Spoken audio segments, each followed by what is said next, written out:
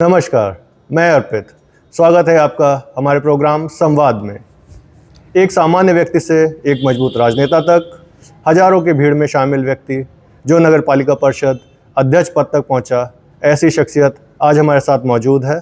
स्वागत करेंगे हम अपने मेहमान श्री संदीप मेहरोत्रा कन्हैया जी का, जो 3 बार से स्वयं और 1 बार उनकी धर्मपत्नी अध्यक्ष रहीं। ऐसे मेहमान आज हमारे साथ मौजूद हैं। आपका बहुत बहुत स्वागत है हमारे प्रोग्राम संवाद में। नमस्कार। कैसे हैं आप? एकदम ठीक है, ईश्वर की कृपा है और एकदम ठीक है। एक बड़ी बीमारी से संघर्ष करके आप आज इस जगह पे पहुंचे हैं। कैसा अनुभव रहा बीमारी में आपका? काफ़ी बड़ी बीमारी आपको हुई। ईश्वर की कृपा से एक बहुत बड़ी बीमारी मुझको आई थी, लेकिन भगवान की कृपा से मैं स्वस्थ होकर वापस आया हूँ और अब मैं बहुत अच्छा अनुभव कर रहा हूँ, क्योंकि जनता के बीच में जो एक भ्रामक प्रचार लोग कर रहे थे कि चेयरमैन साहब नहीं बचेंगे या चेयरमैन साहब की स्थिति ठीक नहीं है, उपचुनाव होगा, उसको मैं बहुत एक अच्छा फील कर रहा हूँ और जनता की सेवा में लगा हूँ। बहुत अच्छा लग रहा है। ठीक है। आपके पुत्र ने आपको लीवर डोनेट किया। आज के दौर में ये काफ़ी बड़ी बात है, जब एक पुत्र एक पिता को लीवर डोनेट करता है, ये काफ़ी बड़ी बात है।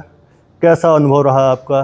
क्या भावनाएं हैं आपकी इस विषय में? मुझे गर्व है अपने पुत्र पे और ईश्वर से प्रार्थना करता हूँ ऐसा पुत्र सभी को दे। और लेकिन मैं नहीं चाहता था कि मैं अपने पुत्र का लीवर लूँ। मैंने बहुत प्रयास किया कि मुझे कहीं से लीवर मिल जाए तो मैं अपने पुत्र का लीवर ना लूँ, लेकिन फिर मेरे पुत्र ने ही मुझको बहुत मजबूत किया, कहीं नहीं पापा मैं ही लीवर आपको दूंगा। और ऐसे पुत्र सभी को मिले, मुझे गर्व महसूस होता है ऐसे पुत्र पे। काफ़ी गहरी भावनाएं होती हैं, समझ सकता हूं मैं। एक पिता के लिए ये काफ़ी गर्व की बात है जब आप उसका पुत्र इस कदर उसके स्वास्थ्य को लेके संजीदा रहता है।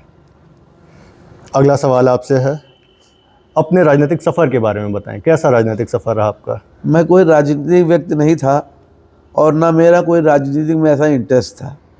ईश्वर की अनुकंपा हुई और मेरा कभी भी चुनाव लड़ने का मन भी नहीं था, लेकिन ईश्वर की कृपा से सेवा भाव का भाव हमेशा रहा मन में कि गरीबों की सेवा की जाए, अच्छे कार्यों में रुचि रखता था। ईश्वर ने ये पद दे दिया तो मैं इसमें बहुत अच्छा अनुभव करता हूँ और जनता की सेवा करने के लिए हमेशा तत्पर भी रहता हूँ।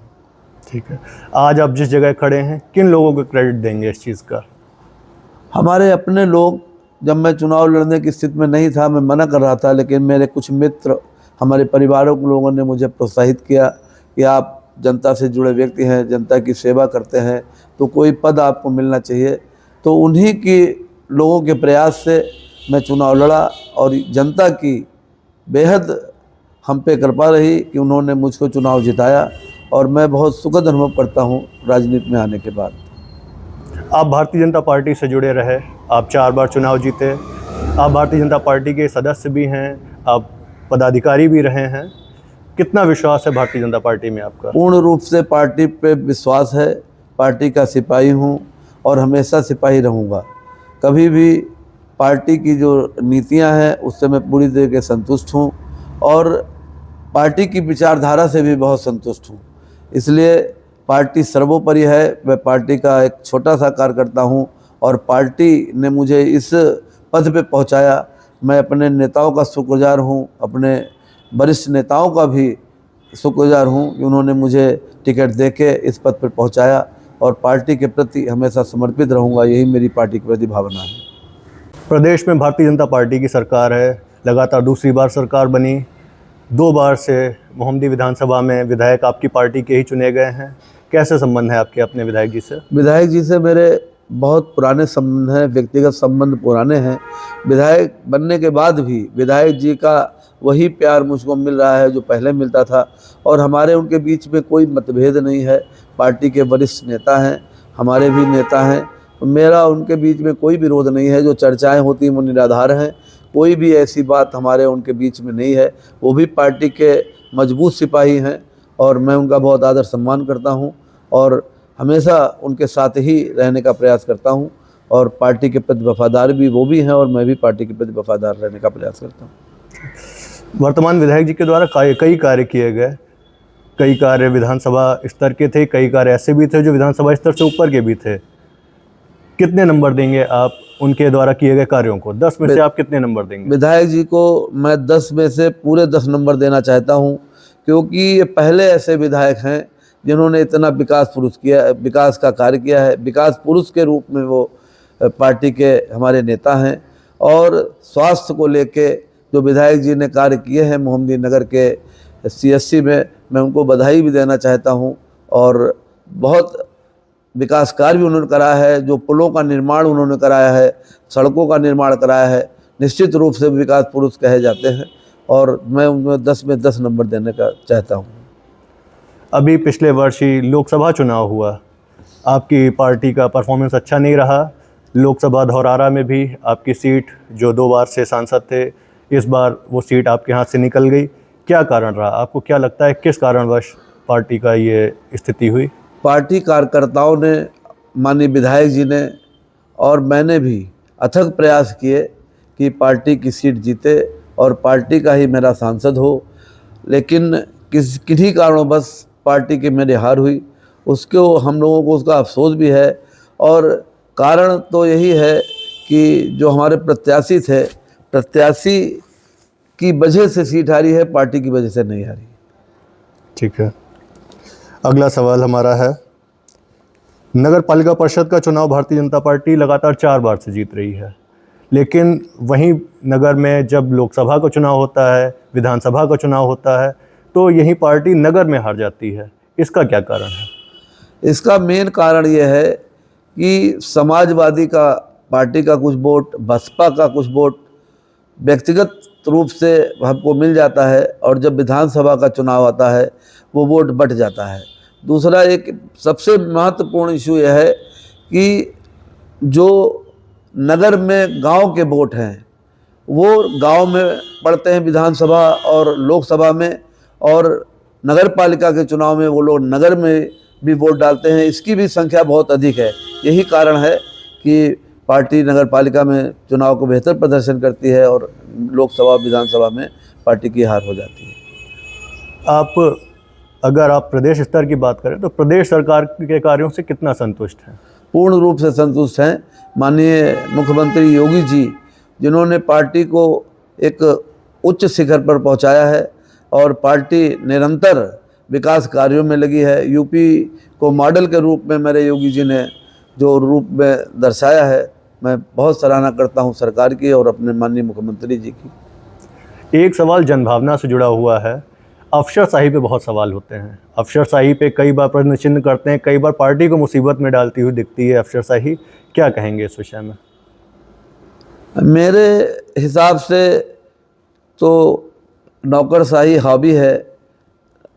राजनेताओं की बात कम सुनी जाती है और नौकरशाही ज़्यादा हॉबी है। ये एक अफसोस का कारण भी है। पार्टी के कार्यकर्ता इससे हतोत्साहित भी हैं और ये पार्टी के लिए अच्छी बात नहीं है। कार्यकर्ताओं की भागीदारी होना चाहिए। नौकरशाही की जो चल रही है वो मैं इससे संतुष्ट नहीं हूँ। चलिए, अब आपके कुछ हम व्यक्तिगत कार्य क्षेत्र के विषय में बात कर लेते हैं। कुछ निजी बातें आपसे जानना चाहेंगे। एक सवाल है, आप स्वयं 3 बार से अध्यक्ष हैं। एक बार आपकी धर्मपत्नी श्रीमती दुर्गा मेहरोत्रा जी भी नगर पालिका अध्यक्ष रहीं। इस बार के कार्यकाल में पिछले 3 बार से अलग निष्क्रियता के आरोप आप पे और आपके नगर पालिका पे लगते हैं। इस विषय में आपका क्या कहना है? निश्चित रूप से जो आरोप लग रहे हैं, निश्चित रूप से सही आरोप लग रहे हैं, क्योंकि जो पिछले मेरे 3 वक्त के कार्यकाल रहे हैं, इस कार्यकाल में मैं भी संतुष्ट अपने कार्यकाल से नहीं हूँ। वजह यह है कि विकास कार्यों में तेज़ी इस वजह से नहीं आ रही है कि पार्टी शासन द्वारा जो एक धनराशि उपलब्ध होती थी उसमें कुछ कमी आ रही है। सबसे मेन कारण है कि एक राज्य वित्त का पैसा नगर पालिका को मिलता था, वो अब भी मिल रहा है, लेकिन उसमें स्वतंत्र रूप से पालिका बोर्ड स्वतंत्र था अपने कार्यों का चयन करने में। अब उसका अनुमोदन डीएम के यहाँ मीटिंग में होता है। 6-6 महीने डीएम स्तर पर मीटिंगें नहीं होती हैं, इससे भी कार्य बाधित होता है। और मैं ये सच्चाई मान रहा हूँ कि पिछले कार्यकालों से ये कार्यकाल मेरा बहुत अच्छा नहीं जा रहा है, लेकिन मैं बहुत प्रयास में लगा हूँ। जल्द से जल्द जो ये जनता आरोप लगा रही है, इस पे जनता के लिए मैं पूरी तरीके से जनता से वादा करता हूँ से जल्द इस जो परेशानियां हैं उनको जल्द से जल्द उसका निस्तारण करने का प्रयास करूँगा। ठीक है। एक और कई आरोप में से एक आरोप ये भी है कि पालिका बोर्ड जो है उसके कई सदस्यों से व्यक्तिगत रूप से आपकी अनबन है। क्या ये कारण नहीं है कि नगर पालिका का कार्य प्रभावित हो रहा हो? विकास कार्यों से हमारे जो सम्मानित सदस्य हैं उनसे उस कारण से नहीं प्रभावित हो रहा है और मैं परिवार की तरीके से नगर पालिका अपनी चला रहा हूँ। कुछ हमारे सदस्य लोग जिनसे कोई व्यक्तिगत तौर पे मेरी अनबन नहीं है, कुछ कारणों से वो नाराज होंगे, जल्द से जल्द प्रयास करेंगे कि वो भी उनका भी हम समर्थन लें और निश्चित रूप से बोर्ड को अच्छा चलाएं, यही मेरा प्रयास रहेगा। अच्छा, एक चीज़ ये भी है कि जिस तरीके से बोर्ड के साथ थोड़ा सा कोऑर्डिनेशन में प्रॉब्लम आ रही है, क्या ये कारण तो नहीं है कि जैसे सड़क की स्थिति के बारे में बात करें, सड़क की स्थिति अपने पिछले कई दशकों के सबसे ख़राब स्थिति में है। नगर में जल भराव की समस्या बहुत बड़ी है, त्राहिमाम कर रखा है, जनता त्राहिमाम कर रही है जल भराव को लेके। इस विषय में क्या आपका विचार है और क्या किस तरह से आगे? मेन कारण है कि शासन द्वारा मोहम्मदी नगर को जल निगम के द्वारा 3 टंकियां उपलब्ध कराई गई हैं। ठीक है। मेन तौर पे सभी सड़कों का जो पाइपलाइन पड़ रही है, सभी पूरे नगर में सड़कों की खुदाई हुई है, उसमें पाइपलाइन पड़ा है बहुत सी जगह और जल भराव की स्थिति भी का मेन कारण वही है। और कुछ कारण जनता का सहयोग भी चाहिए होता है कि नालियों पे अतिक्रमण जो है उसकी वजह से भी जल भराव की स्थिति खराब है। लेकिन मेरा पूरा प्रयास है, सरकार द्वारा हमको लगभग विधायक जी के माध्यम से 2-2 करोड़ रुपए के मुझको पैसा मिला है। जल्द से जल्द जल निकासी की समस्या का समाधान पालिका द्वारा किया जाएगा। जी। अतिक्रमण की अगर बात करें, एक बहुत बड़ी समस्या है जो शहर की रगों में जहर की तरह फैलता चला जा रहा है। अतिक्रमण बढ़ता ही चला जा रहा है। व्यक्तिगत तौर पे हम बात करें तो जैसे कई मेहमान हमारे बाहर से जब आते हैं तो कई बार वो फ़ोन करते हैं कि इतना अतिक्रमण है, गाड़ी अंदर लाना मुश्किल हो रहा है, क्या गाड़ी बाहर खड़ी करके ऑटो से आ जाएं। इससे स्पष्ट तौर पे दिखता है नगर पालिका उतना सख्त रुख नहीं अपना पा रही है अतिक्रमण हटाने में। इस विषय में आप क्या कहना चाहेंगे और क्या आपकी रूपरेखा होगी भविष्य में इससे निपटने के लिए? निश्चित रूप से बहुत सही सवाल है आपका। नगर पालिका मोहम्मदी में या नगर क्षेत्र में अतिक्रमण की स्थिति बहुत ही दयनीय है। उसका मेन कारण यह है कि नालियों पे लोग अतिक्रमण कर रखा है और मेरा पूरा प्रयास है कि वो डॉक्टर महराज के यहाँ से और हनुमान मंदिर तक और अशोक चौराहे से पुतन्नी चौराहे तक और अशोक चौराहे से बाजारगंज तक, यहाँ पे हमने रोड और नालियों का काम प्रस्तावित किया है और कार्य प्रगति पे भी है। तो ये कार्य समाप्त होने के बाद अतिक्रमण की स्थिति में सुधार आएगा, क्योंकि नालियों का जो चौतरे बने हैं वो निश्चित रूप से तोड़े जा रहे हैं और भविष्य में नगर पालिका सख्त कदम उठाएगी और अतिक्रमण पे पूरा ध्यान देगी। जनता को इसका निराकरण जल्दी से जल्द पालिका द्वारा किया जाएगा। जल भराव का स्थायी समाधान कब आएगा? हमारे मोहम्मदी को जल भराव का स्थायी समाधान कब मिलेगा नगर पालिका की तरफ से? पालिका द्वारा शासन से डिमांड की गई है, उसमें लगभग 30 करोड़ रुपए का एक प्रस्ताव भेजा गया है पालिका द्वारा। परमानेंट निस्तारण तभी हो पाएगा कि सरकार द्वारा जब पैसा उपलब्ध हो जाएगा। टीम सर्वे पूरे क्षेत्र का कराया गया है और जल्द से जल्द मुझे तो नहीं लग रहा है कि मेरे इस कार्यकाल में ये समस्या का समाधान हो पाएगा, लेकिन मेरा प्रयास है कि 50% समाधान करने का प्रयास पालिका द्वारा किया जाएगा। जी, चलिए। अपने वर्तमान कार्यकाल में अगर आपकी बात की जाए तो 10 में से कितने नंबर देंगे आप अपने वर्तमान कार्यकाल को? वर्तमान काल से मैं पूरी तरीके से संतुष्ट नहीं हूँ जी, और प्रशासन भी मेरा जो पिछले कार्यकालों में था उसमें कुछ नरमी आई है, लेकिन मैं नंबर की बात तो जनता नंबर देती है, मुझे नंबर देने का कोई अधिकार नहीं है। लेकिन मेरा पूरा प्रयास रहेगा कि जल्द से जल्द जो आप क्वेश्चन पूछ रहे हैं जनता ही इसका जवाब देगी, हम तो इसका जवाब नहीं दे सकते, जनता ही नंबर देगी। ये तो क्वेश्चन जनता से पूछने का है, मुझसे पूछने का नहीं है। चलिए, आपके 4 कार्यकाल हुए हैं, ये चौथा कार्यकाल चल रहा है। सबसे बेहतर आप किस कार्यकाल को मानते हैं? हम अपना 6000 से 12 का कार्यकाल सबसे उत्तम कार्यकाल मानते हैं। मतलब प्रथम कार्यकाल सबसे अच्छा कार्यकाल मेरा रहा है। उसमें जनता की समस्याओं का तुरंत समाधान भी होता था, लेकिन इस बार वो नहीं हो पा रहा है। उसका कारण, मेन कारण ये है कि जो राज्य वित्त वाला पालिका बोर्ड को जो अनुमोदन करने का कार्यों का अधिकार था, वो अधिकार से हम लोग वंचित हैं। इस वजह से कुछ समस्याएं आ रही हैं। मैंने शासन को लिखा भी है, माननीय मंत्री जी से भी मिले हैं, विकास मंत्री जी से भी मिले हैं कि ये समस्या होना चाहिए, क्योंकि उत्तर प्रदेश में सिर्फ लखीमपुर जिला ही ऐसा है जिसमें ये पाबंदी लगी हुई है। तो मेरा प्रयास है कि जल्द से जल्द राज्य वित्त का अनुमोदन अगर हमारे बोर्ड को मिल जाता है तो आने वाली जो समस्या है उसका जल्दी निस्तारण हो जाएगा। चलिए, अगला सवाल है, अब तक की सबसे बड़ी उपलब्धि आप किस चीज़ को मानेंगे, चाहे वो व्यक्तिगत हो चाहे वो राजनीतिक तौर पे हो? व्यक्तिगत उपलब्धि तो हमारी, मेरे हिसाब से, मन जैसे अटल कन्वेंशन सेंटर नगर में बन रहा है, ये आम जनता के लिए, छोटी पब्लिक के लिए बन रहा है। अच्छा। बड़े बड़े आशीर्वाद गेस्ट हाउस या और भी गेस्ट हाउस हैं, वहाँ लाखों रुपए देना पड़ते हैं, उसमें जो छोटे तबके का व्यक्ति है उसको परेशानी होती है। तो मुझे एक आत्मीय संतोष उसमें मिलेगा जिस दिन वो चालू होगा कि एक गरीब जनता के लिए एक अच्छा कार्य होगा।